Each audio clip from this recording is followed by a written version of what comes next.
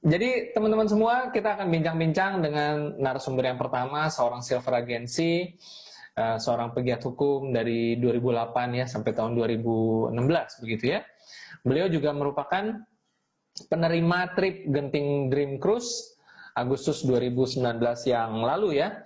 Dan bergabung di 3i pada bulan Juli 2016 dan saat ini bertinggal di Kota Bogor. Ya, langsung saja kita ngobrol-ngobrol, kita panggil Pak Henry Evan, seorang sarjana hukum. Selamat sore Pak Henry. Sore, Bang. Oke, Pak Henry. Sudah siap Pak kita ngobrol-ngobrol santai nih Pak? Siap selalu Pak Bran, siap selalu. Oke, Pak, kayaknya biar seru dan menarik, sore ini kita pertanyaan agak bebas sedikit gimana Pak?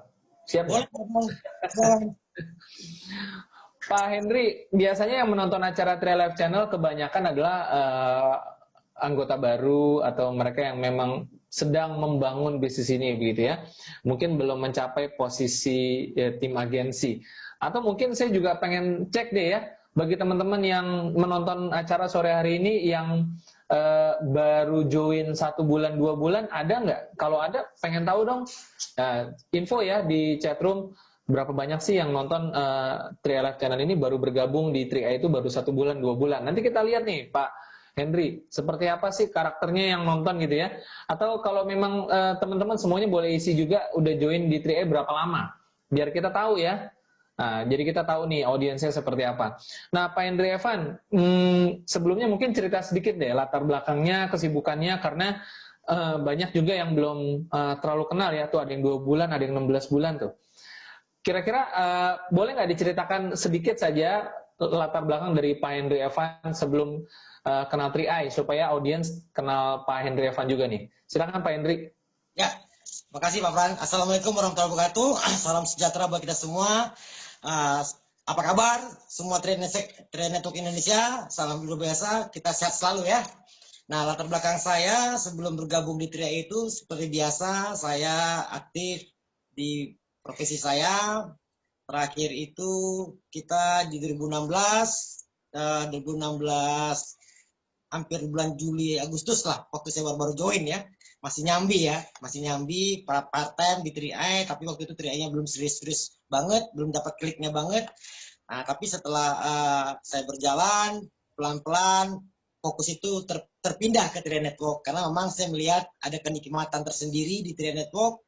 Bagaimana di sini kita tidak hanya semata-mata mewujudkan impian kita, tapi di sini juga ada pengembangan diri dan merubah karakter. Saya jujur Pak Pran, dulu orangnya karakter sombong banget Pak Pran.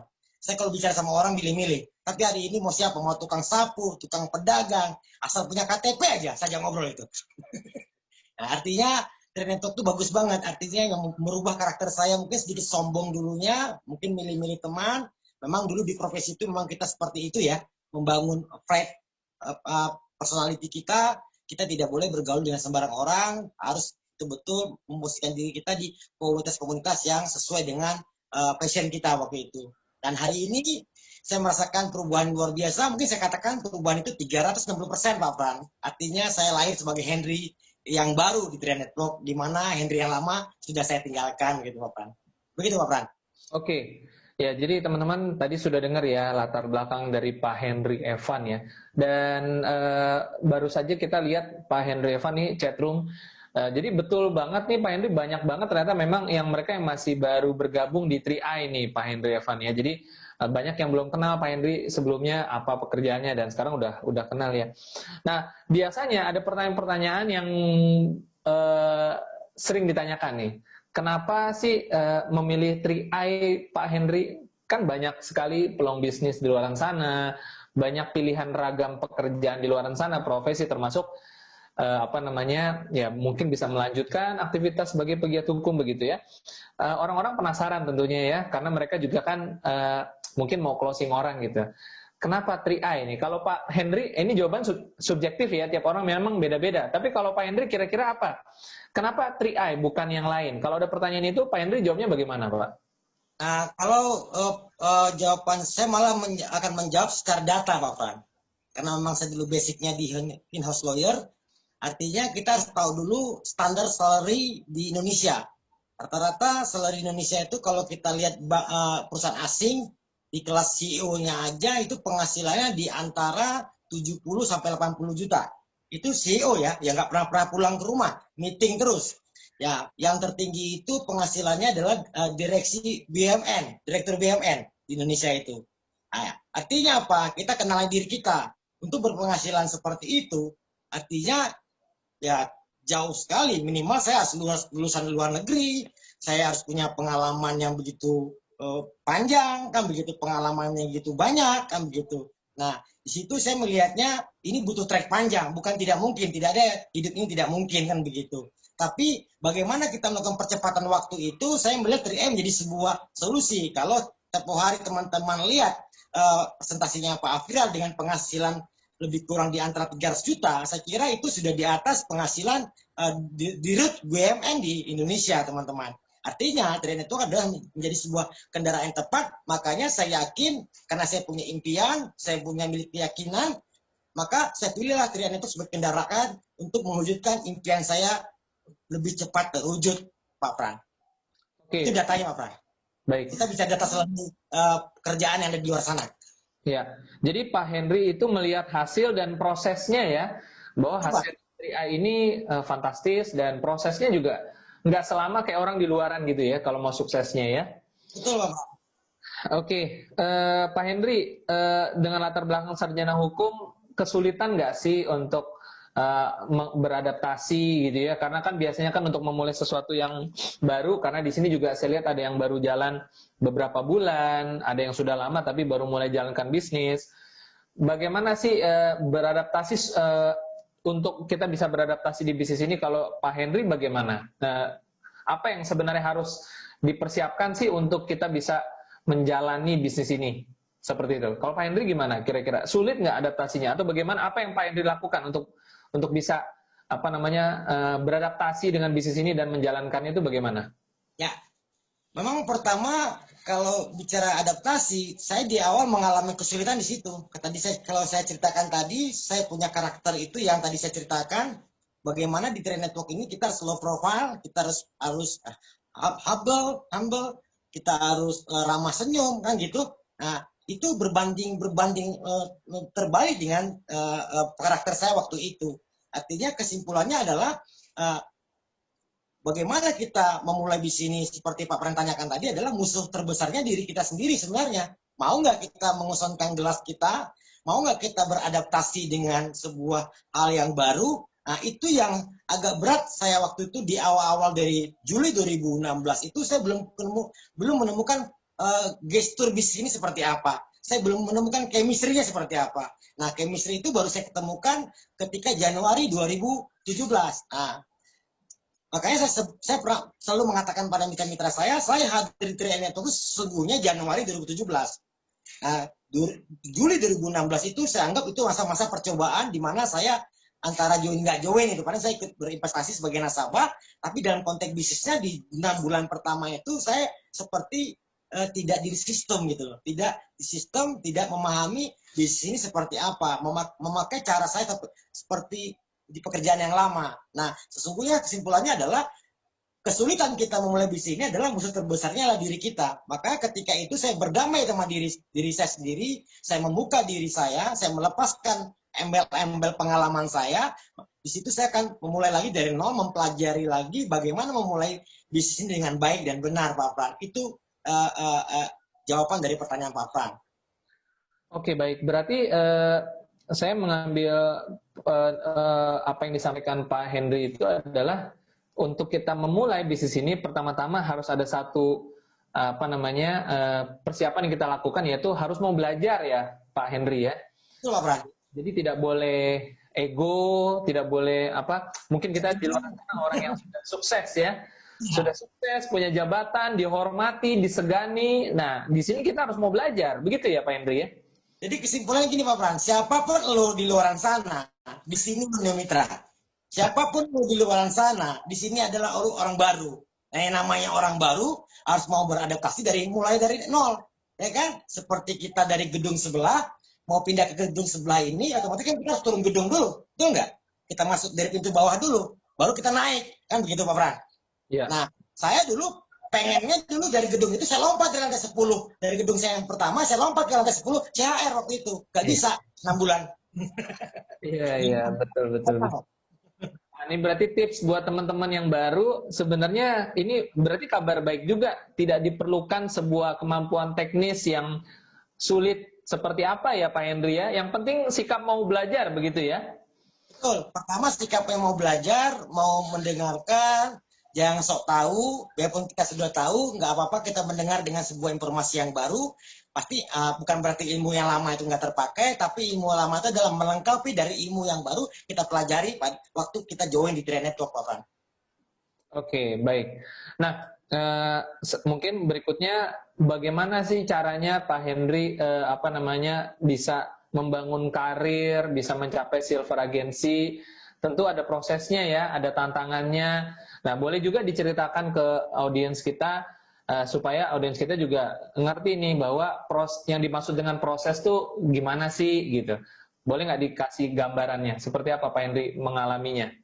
Ya, proses yang saya waktu di awal saya anggap 2017 itu awal saya bergabung ya. Januari 2017 itu saya memulai dengan benar ya.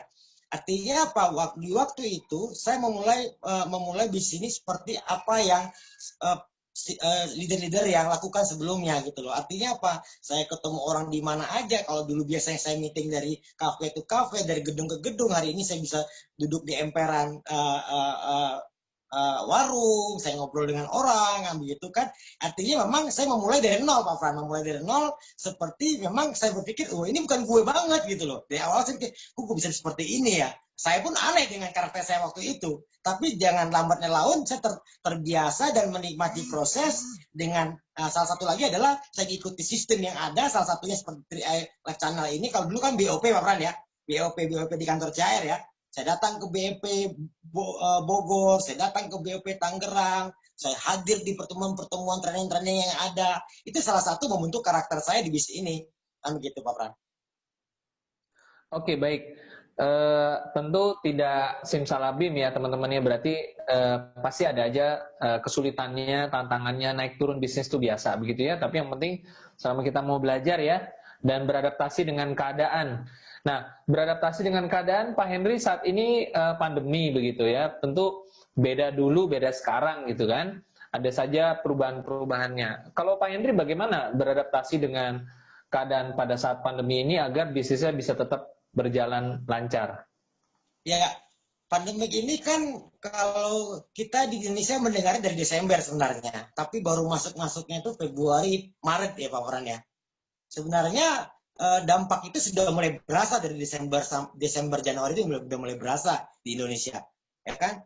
Nah, mau nggak mau waktu itu ada siklus di mana orang membatasi diri semua, yang namanya orang menjaga proteksi kesehatan, tapi bagaimanapun bisnis kita tetap harus berjalan. Yang nggak mau kita tetap mencoba sesuatu hal yang baru, salah satunya Zoom, Pak Fran. Zoom ini baru saya ketahui ketika masa pandemik ini, COVID-19 ini baru saya tahu Zoom, Pak Fran. Zoom, salah satu Zoom. Zoom ini salah satu yang membantu. Artinya apa?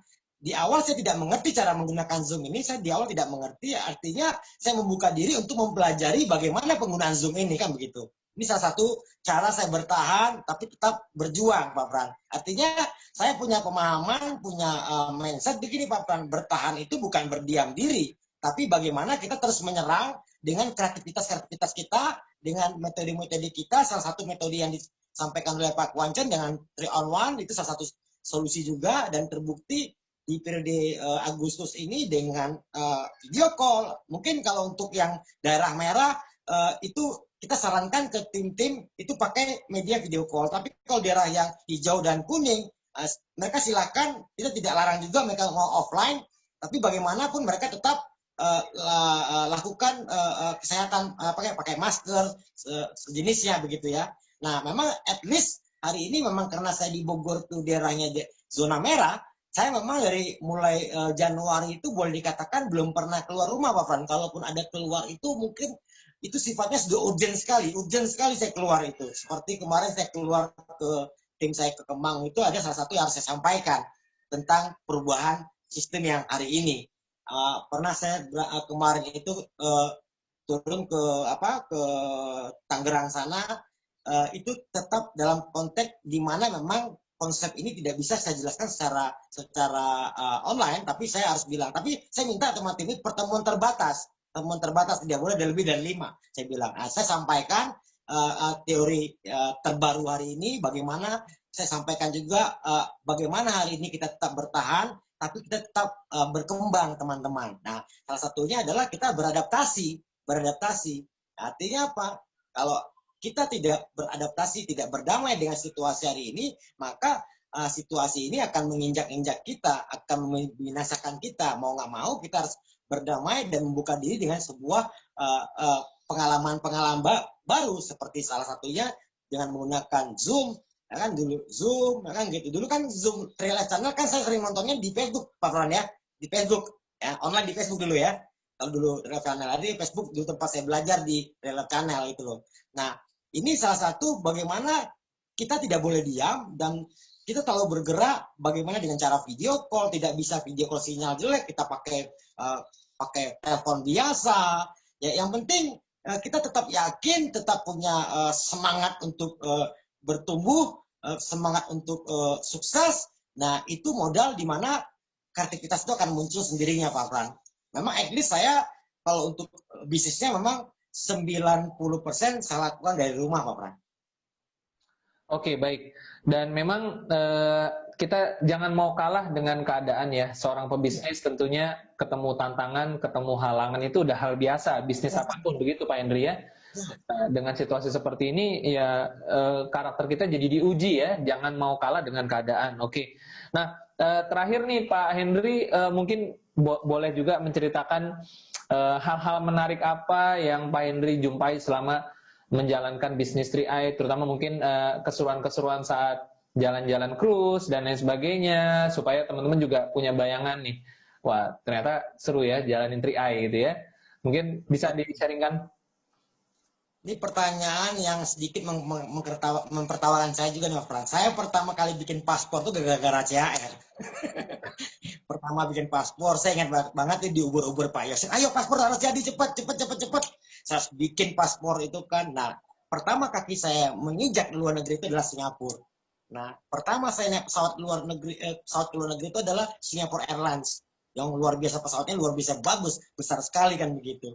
Nah, saya berkata pada diri saya tidak pernah memikirkan bagaimana saya sampai ke luar negeri, tapi dengan bisnis ini saya dapat jalan-jalan gratis. Tidak hanya itu, dari Singapura kita dinaikkan lagi kapal pesiar. Kapal yang gede banget, segede pulau Pak Fran. Di dalamnya ada semua. Ada lapangan futsalnya, ada kolam renangnya, ada teaternya, ada bioskopnya. Aduh, macam-macam lah. Enak Pak Fran. Nah, itu pertama dari kesenangan pribadi yang saya dapat. Yang kedua, saya bisa mewujudkan impian-impian saya yang dulunya saya tidak pernah berani Pak Fran. Dulu kan waktu saya bekerja itu Pak Fran, karena waktu itu saya bekerja ikut dengan orang, ya kan, saya tidak berani beli mobil baru Pak Fran. Kenapa? Takut tidak punya keberanian untuk membayarnya Pak Fran. Betul nggak Pak Fran? Nah, di 3i Network pernah kejadian waktu itu saya berpapasan dengan mobil bagus. Saya harus buka kaca saya, tarik spion saya, itu orang cuma kaca tertutup, spion tutup sendiri Pak Fran. Kurang ajar, bagus banget itu mobil, saya bilang kan. Jadi artinya impian itu terbentuk Pak Fran. Akhirnya waktu itu saya pengennya beli Fortuner, tapi ternyata yang bisa saya wujudkan adalah seperti mobil di gambar ini. Saya wujudkan mobil buat istri saya dulu, sebuah Honda Jazz dengan plat B350 dan nama istri saya Ana.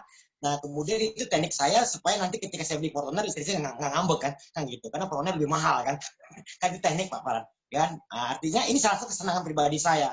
Nah, sedangkan kesenangan saya secara tim, saya senang melihat tim-tim saya bisa mewujudkan impiannya. Yang mungkin selama ini dia tidak pernah terpikirkan untuk beli kendaraan, tidak pernah terpikirkan dia punya penghasilan tambahan. Hari ini dia punya Pak Farhan.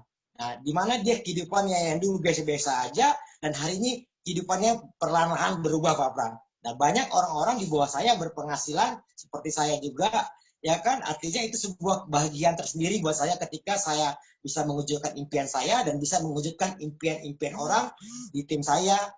Bisa seperti saya juga. Mudah-mudahan saya akan berusaha terus Pak Fran, bagaimana tim-tim saya maju bersama, sukses bersama. Pastinya sukses bersama itu bisa terjadi ketika kita berjuang bersama Pak Fran. Itu jawabannya, Pak. Baik ya, jadi ada prosesnya, ada tantangannya, dan saya ingat banget di kesempatan yang sebelumnya Pak Evan cerita bagaimana sempat turun, ya kan, lalu bisa naik lagi posisi, ya perjuangannya luar biasa ya. Dan serangkaian hal-hal menarik yang tadi teman-teman sudah dengar langsung dari Pak Henry Evan ya, mengenai keseruan di bisnis 3i. Baik, mungkin Pak Henry sebelum kita tutup ada closing statement yang akan disampaikan?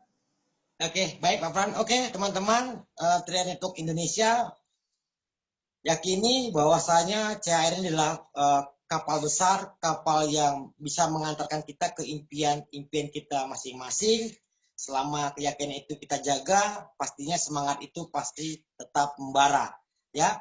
Nah, kalau semangat itu membara, pastinya impian akan bisa kita wujudkan. Teman-teman, 3i adalah sebuah kapal besar, di mana di luar sana pada bertumbangan sebuah bisnis, tapi Tria Network masih tetap berdiri, masih eksis, dan hari ini pun kita masih ada di Zoom Live Channel ini, kita tetap berbahagia teman-teman. Terpengaruh dengan bisnis di luar, yang menggoda Anda, yang merusak impian Anda, yang merubah arah jalan Anda, karena apa? Mereka akan mencuri impian Anda. Saya sarankan buat teman-teman, apapun kondisi Anda hari ini, yang baru bergabung, tetap semangat, yang sudah bergabung, tetap konsisten, pasti badai pasti berlalu. Kita pasti crown, teman-teman. Oke, baik. Terima kasih Pak Henry Evan sudah berbagi waktu, berbagi kisah. Semangat terus dan go crown ya Pak Henry ya.